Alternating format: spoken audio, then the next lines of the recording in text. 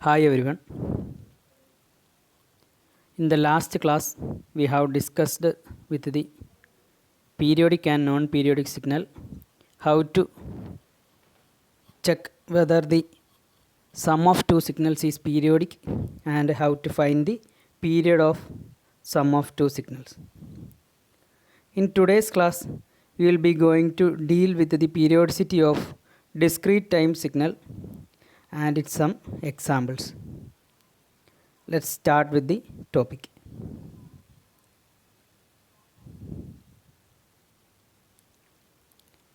First, let us see the condition for discrete time signal to be periodic. നമ്മൾ continuous time signal പഠിച്ചപ്പോൾ പറഞ്ഞതാണ് എല്ലാ sinusoidal അല്ലെങ്കിൽ complex exponential സിഗ്നൽസും periodic ആയിരിക്കും. പക്ഷേ ഡിസ്ക്രീറ്റ് ടൈം സിഗ്നലിൻ്റെ കേസിൽ സൈനുസോയിഡൽ സിഗ്നൽ ആണെങ്കിൽ പോലും അല്ലെങ്കിൽ കോംപ്ലക്സ് എക്സ്പൊണൻഷ്യൽ സിഗ്നൽ ആണെങ്കിൽ പോലും അത് പീരിയോഡിക് ആകണമെന്ന് നിർബന്ധമില്ല. Signal is periodic if it satisfies the condition let x of n is equal to a sin omega 0 n plus theta. If this signal is periodic, then it should satisfy the condition that n is equal to 2 pi by omega 0 m, where m is an integer. ഈ condition satisfy ചെയ്യുന്ന signals discrete time signals മാത്രമായിരിക്കും periodic ആകുന്നത്. അല്ലാത്ത signals non periodic ആയിരിക്കും. Continuous time signal പോലെ എല്ലാ sinusoidal സിഗ്നലും അതുപോലെ എല്ലാ കോംപ്ലക്സ് എക്സ്പൊണൻഷ്യൽ സിഗ്നൽസും പീരിയോഡിക് ആയിരിക്കില്ല ഇവിടെ ഡിസ്ക്രീറ്റ് ടൈം സിഗ്നലിൻ്റെ കേസിൽ. I will explain it with some examples. Let us see the first example. Find whether the following are periodic or not. x of n is equal to cos 0.1 pi n. ഇതൊരു sinusoidal സിഗ്നലാണ്. Cos 0.1 pi n എന്ന് പറയുന്നത് ഒരു sinusoidal sequence ആണ്. Because it is a discrete time sequence. By inspecting the signal we can say that omega 0 is equal to 0.1 pi. Cos omega 0 n എന്ന് പറയുന്ന ആ general ഫോമുമായിട്ട് കമ്പയർ ചെയ്ത് കഴിഞ്ഞാൽ we can say that omega 0 is equal to 0.1 pi. Now, let us check the condition.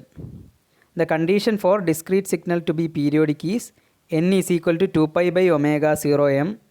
Here omega 0 equal to 0.1 pi, so n is equal to 2 pi by 0.1 pi m. That is equal to 20 m. അപ്പോൾ നമുക്ക് n is equal to 20 m എന്ന് പറഞ്ഞ് കിട്ടി.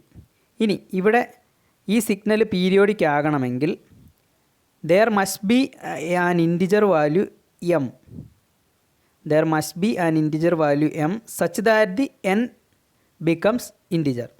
അതായത് capital എന്നിൻ്റെ value integer ആകുന്ന രീതിയിൽ എമ്മിനൊരു integer value ഉണ്ടാകണം. ഇവിടെ സ്മോളസ്റ്റ് വാല്യൂ ഓഫ് n ആണ് നമ്മൾ എടുക്കുന്നത്.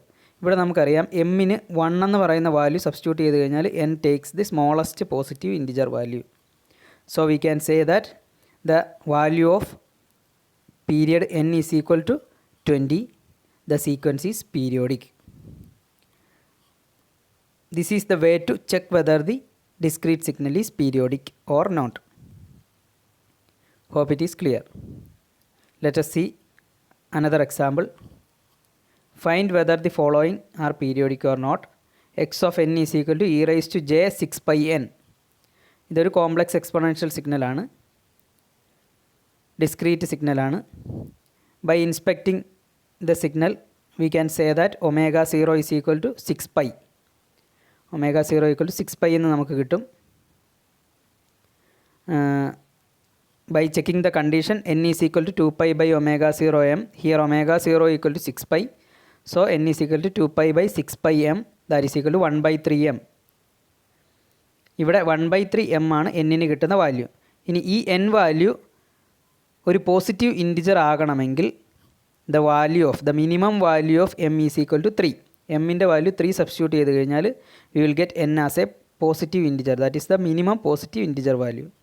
So we can say that the value of n is equal to, on putting m is equal to 3, the value of n is equal to 1 and the sequence is periodic. Let's see another example. Find whether the following signals are periodic or not. X of n is equal to sin 6 pi by 7n plus 1. ഇവിടെ face ഷിഫ്റ്റിന് importance ഇല്ല. നമുക്കറിയാം omega 0 വാല്യൂവിന് മാത്രമേ important ഉള്ളൂ. ഈ +1 എന്ന് പറയുന്ന face ഷിഫ്റ്റിന് ഇവിടെ importance ഇല്ല for finding the periodicity. Here also omega 0 is equal to 6 pi by 7. 6 pi by 7 ആണ് ഇവിടെ omega 0 value. Checking the condition, n is equal to 2 pi by omega 0 m, that is equal to 2 pi by 6 pi by 7 m, that is equal to 7 by 3 m. ഈ 7 by 3 m എന്ന് പറയുന്ന value ഒരു positive integer value ആകണമെങ്കിൽ minimum value of m should be 3. So putting the value of m is equal to 3, n the period n is equal to 7, that is the sequence is periodic with sampling period is equal to 7. Time period continuous time സിഗ്നലിൽ time period T എന്ന് പറയുന്ന പോലെയാണ് discrete time സിഗ്നലിൽ sampling period N എന്ന് പറയുന്നത്. അപ്പോൾ ഈ സിഗ്നലിൻ്റെ sampling period എന്ന് പറയുന്നത് 7 ആണ്. Sequence is periodic. Let's see one more example. Find whether the following are periodic or not. X of n is equal to 3/5 e raised to j 3 pi n plus 0.5. ഇതൊരു complex exponential സിഗ്നലാണ്. ഇവിടെയും face ഷിഫ്റ്റിന് ഒരു importance ഇല്ല. Omega 0 value മാത്രം consider ചെയ്താൽ മതി. Omega 0 equal to 3 pi ആണ് by inspecting the signal. By checking the condition n is equal to 2 pi by omega 0 m. Here omega 0 value equal to 3 pi. So n is equal to 2 pi by 3 pi m, that is equal to 2 by 3 m. If we substitute the value of m is equal to 3, we will get the smallest positive integer n, that is equal to 2. So here the sampling period n is equal to 2 and the sequence is periodic. Hope it is clear. Now let's take another case. Find whether the following are periodic or not. X of n is equal to 12 cos 20n. ഇതൊരു sinusoidal സിഗ്നലാണ്. x of n is equal to 12 cos 20n. By inspecting the signal, we can say that omega 0 is equal to 20. By checking the condition, n is equal to 2 pi by omega 0 m. Here the value of omega 0 equal to 20, so n is equal to 2 pi by 20 m. That is equal to pi by 10 m. n ൻ്റെ value എന്ന് പറയുന്നത് pi by 10 m ആണ്. ഇവിടെ എമ്മിന് ഒരു positive integer വാല്യൂവും നമുക്ക് കണ്ടുപിടിക്കാൻ സാധിക്കില്ല. To make the value of n is an integer. അതായത് ഇവിടെ എമ്മിന് ഏത് വാല്യൂ സബ്സ്റ്റിറ്റ്യൂട്ട് ചെയ്താൽ പോലും, ഏത് ഇൻറ്റിജർ വാല്യൂ സബ്സ്റ്റിറ്റ്യൂട്ട് ചെയ്താൽ പോലും എന്നിന് നമുക്കൊരു ഇൻറ്റിജർ വാല്യൂ ലഭിക്കില്ല. ബിക്കോസ് ഇവിടെ എന്താണ് പൈ ബൈ 10, പൈ എന്ന് പറയുന്ന ഒരു ടേം ന്യൂമറേറ്ററിലുള്ളത് കൊണ്ട് എമ്മിൻ്റെ വാല്യൂ ഏത് ഇൻറ്റിജർ വാല്യൂ സബ്സ്റ്റിറ്റ്യൂട്ട് ചെയ്താലും നമുക്ക് എന്നിനൊരു ഇൻറ്റിജർ വാല്യൂ ലഭിക്കില്ല. So we can say that the sequence is known periodic or aperiodic. അപ്പോൾ ഇതാണ് കണ്ടീഷൻ. അപ്പോൾ നമുക്ക് എന്താണ് ഈ കണ്ടിന്യൂസ് ടൈം സിഗ്നലിൻ്റെ കേസിൽ എല്ലാ കോംപ്ലക്സ് എക്സ്പോണൻഷ്യൽ സിഗ്നൽസും അതുപോലെ എല്ലാ സൈനുസോയിഡൽ സിഗ്നൽസും പീരിയോഡിക് ആയിട്ടായിരുന്നു നമുക്ക് കിട്ടിയിരുന്നത്. പക്ഷേ ഡിസ്ക്രീറ്റ് ടൈം സിഗ്നലിൻ്റെ കേസിൽ എല്ലാ കണ്ടിന്യൂസ് ടൈം, എല്ലാ ഡിസ്ക്രീറ്റ് ടൈം എക്സ്പോണൻഷ്യൽ സിഗ്നൽസും എല്ലാ ഡിസ്ക്രീറ്റ് ടൈം സൈനുസോയിഡൽ സിഗ്നൽസും പീരിയോഡിക് ആണെന്ന് നമുക്ക് പറയാൻ സാധിക്കില്ല. We have to check this condition for finding the periodicity of discrete time signals. Hope it is clear.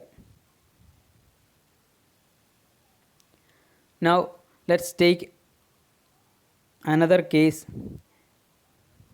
that is a discrete signal which is a sum of two discrete signal. രണ്ട് discrete സിഗ്നലിൻ്റെ sum periodic ആണോ അല്ലയോ എന്ന് എങ്ങനെയാണ് check ചെയ്യുന്നത് നമുക്ക് നോക്കാം. Continuous time സിഗ്നലിൻ്റെ കേസിൽ നമ്മൾ നോക്കിയതാണ്. രണ്ട് സിഗ്നലിൻ്റെ സമ്മ് പീരിയോഡിക് ആണോ അല്ലയോ എന്ന് ചെക്ക് ചെയ്യുന്നത് നമ്മൾ കഴിഞ്ഞ ക്ലാസ്സിൽ പഠിച്ചതാണ്. നമുക്കിനി ഡിസ്ക്രീറ്റ് സിഗ്നലിൻ്റെ സമ്മ് എങ്ങനെയാണ് പീരിയോഡിക് ആണോ അല്ലയോ എന്ന് ചെക്ക് ചെയ്യുന്നത് നോക്കാം. Find whether the following are periodic or not. X of n is equal to e raise to j 2 pi by 3n plus e raise to j 3 pi by 4n. രണ്ട് complex exponential സിഗ്നൽസിൻ്റെ സമ്മാണ്. നമുക്ക് ഇൻഡിവിജ്വലായിട്ട് ഓരോ complex exponential സിഗ്നലിൻ്റെയും sampling period കണ്ടുപിടിക്കാം. First സിഗ്നലിൻ്റെ sampling period N1 എന്നും second സിഗ്നലിൻ്റെ sampling period N2 ആണെന്നും assume ചെയ്യുക. So N1 is equal to 2π by omega 0 m.